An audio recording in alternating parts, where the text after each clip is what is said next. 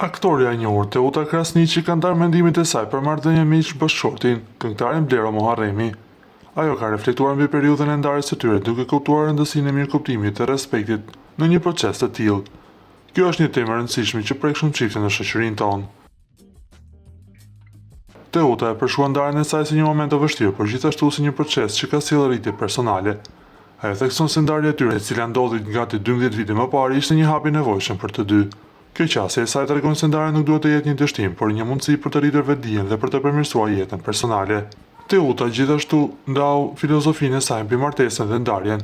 Ajo beson se ndarja nuk është një dështim, por një mundësi për rritje emocionale dhe shpirtërore. Askush nuk martohet me qëllim që të ndahet, por rrethanat dhe njerëzit ndryshojnë, thot ajo, duke theksuar se qëndrimi në një marrëdhënie jo funksionale është ajo që duhet të shmanget. Në përfundim të mesazhit të saj, Teuta shpreh urimet e saj për Bleron dhe Eroniton, çiftin e sapo martuar.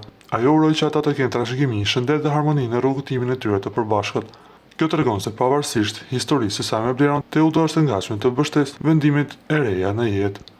Ajo gjithashtu zbuloi se këto urime ka bërë dhe privatisht, duke konfirmuar marrëdhënien e saj të civilizuar me ish bashkëshortin. Ky është një shembull i shkëlqyer se si ndarjet mund të menaxhohen me maturi dhe respekt, duke krijuar një ambient të shëndetshëm për fëmijët.